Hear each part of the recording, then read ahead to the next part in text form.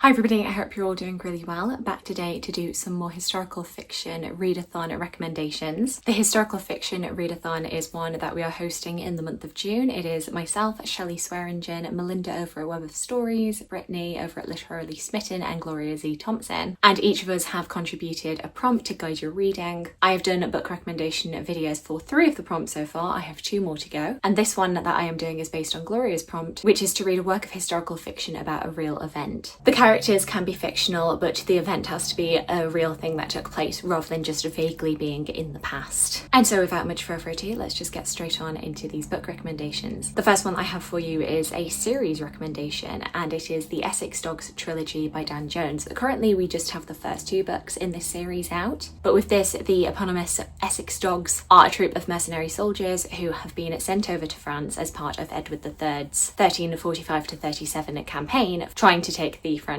throne. The first book, The Essex Dogs, starts on the 12th of July 1346 with Edward III's troops landing at the beaches of Normandy, and that book culminates with the Battle of Crécy, whereas the second book, which follows straight on after this, focuses on the siege of Calais. I believe the third book that is coming out in July is set about 2 or 3 years later. I think it's around about 1349, and I really enjoyed this one. It's one that is not afraid to go quite grisly, which you can expect because it is a book about war, but I really loved learning about this fictional troupe of soldiers, the camaraderie that they share, the way that their lives are very, very different to the higher-ups, the nobles and the royalty who are commanding them, who don't seem to have any regard for how much they are asking of these working class men, dangling promises of riches, of glory, and then ultimately never fulfilling it. My next recommendation is another one in a trilogy, and unfortunately this one happens to be the last book in the trilogy, so I do apologise for that, but the series itself is great, and the payoff to get to the real specific event that this book features on is totally worth it. And it is the Temple of Fortuna by Elodie Harper, which is the 3rd and final instalment in the Wolf Den trilogy. This series follows our main character of Amara, who at the beginning of the Wolf Den is an enslaved sex worker living in a brothel in Pompeii, and through the course of her story is trying any means possible to get her freedom.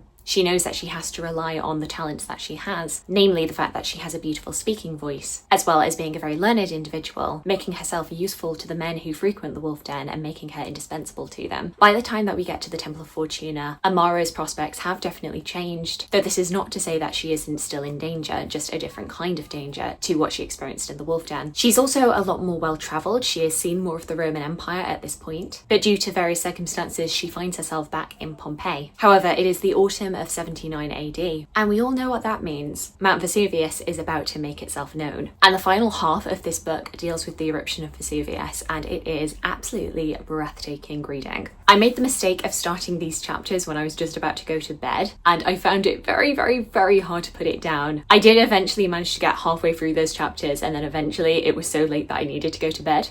But I wanted to keep going. It was just absolutely riveting to read about this experience of people trapped in the city, trying to make their way out. It felt very visceral. It felt like you were there with them. This ended up being my favourite book of last year, just for these chapters alone. The next book that I have to recommend is a shorter one after all of the trilogies that I've been recommending, and it is Rizzio by Denise Mina. This is historical crime focused on a true life crime that happened, which was the murder of David Rizzio, who was secretary to Mary, Queen of Scots. And it was this brutal murder that took place in front of a pregnant Mary, orchestrated by her second husband, Lord Darnley. And it's an action that I believe historians speculate in this book does go along with the idea that this murder was intended to shock Mary and terrify her so much that it would lead to miscarriage. And you know, fortunately that didn't happen, but my goodness, it is a brutal scene. It's a very short book, but it really does pack a punch. Next book I have to recommend, going from a short book to a very long book, is A Fine Balance by Rohinton Mistry, following 4 different characters who are living in India during the emergency, who all share an apartment together somewhat illegally. And we're looking at these 4 as they navigate their lives and navigate this changing social and political landscape. Like Ritzio, there are some absolute atrocities, brutalities that take place in this narrative, which are really hard to stomach, but are very true to what took place during the emergency in India, as well as including an ending that I just found quite haunting. Another recommendation from last year is In Memoriam by Winn, a wonderful novel which tracks 2 characters and their experience of World War I. I maintain that this is my favourite novel so far that I have read that focuses on World War I. We are following the main characters of Sidney Elwood and Henry Gaunt, who start off as 2 young schoolboys at a private boarding school in England. The 2 boys are secretly in love with the other, but haven't revealed this fact to the other because, you know, it is early 20th century. Not only would their love be frowned upon, it is illegal in this time, and they don't want to do anything to ruin their friendship with the other. However, Henry, being half German, is encouraged to enlist early. Despite being underage at the time, Henry feels immense pressure to enlist in the war due to his German heritage, prompting the powers that be to look at his family suspiciously. He wants to prove his patriotism and therefore enlists, with Sydney following not long after, not wanting to be separated. And these two young men, who are barely out of childhood, are suddenly struck by the brutal realities of war. Once again, some absolutely visceral, haunting imagery of what it was like to be a soldier in World War I, particularly grisly injury detail, which is not for the faint of heart. And particularly what is so memorable about this story is the different ways we are seeing people's mental health being depicted, different people's reaction to the horror that they are seeing. How do you deal with such extreme loss of life? These boys suddenly have to become men overnight, and the toll that that takes on them. Next up, you knew I couldn't go through a historical fiction readathon without mentioning one of my favourite books of all time, this one being a classic that is technically a historical fiction, which is Les Miserables by Victor Hugo. Yes, the majority of this story is looking at fictional characters, but the main climax of the story is taking place through a real world event, even though the characters that are depicted are fictional. And that is not the French Revolution, though a lot of people like to say that Les Mis is about the French Revolution. It is not. It is actually about a failed rebellion, the June Rebellion of 1832. Following the death of the real General Lamarck, who has inspired the people of Paris to want better for their lives, these students get together to form a protest and a rebellion against the French army. However, unfortunately, their rebellion fails, and all of those fighting for revolution ultimately would be killed. In the midst of this, we have our main character of Jean Valjean, who ends up embroiled in all of this as his adopted daughter Cosette is in love with one of the revolutionaries, and Jean Valjean decides that he has to do whatever he can to make sure that this young boy is safe and comes back home to his daughter. Is it the most accurate thing in the world? No, but has it made this little known failed rebellion stick in people's minds?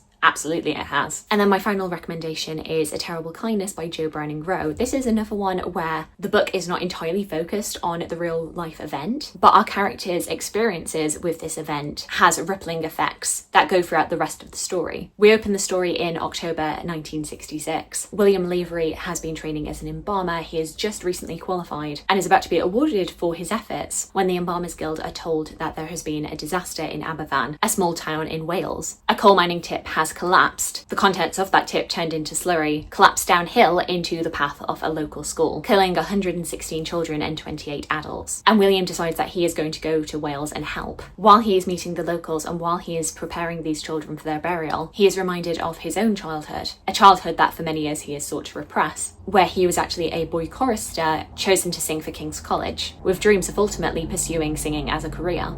We know at this point that that hasn't happened, but we don't know why. And we see him following his involvement in Aberfan, that the horrors that he has witnessed has forced him to look back on his life and to think about this time that he would rather forget. And what you end up with is this beautiful novel, not only talking about this historic event that really happened and people in the aftermath trying to make sense of it, but it's also this story about family, about the power of music, and coming to terms with the choices that we have made in our lives before it's too late. So there we go, those are all of my recommendations for this prompt. Do let me know if you've read any of the books that I've spoken about today. Alternatively, please let me know about any of your historical fiction recommendations based on a real life event. I would love to hear from you. I hope you're having a fantastic day, and I look forward to talking to you again soon. Thanks. Bye.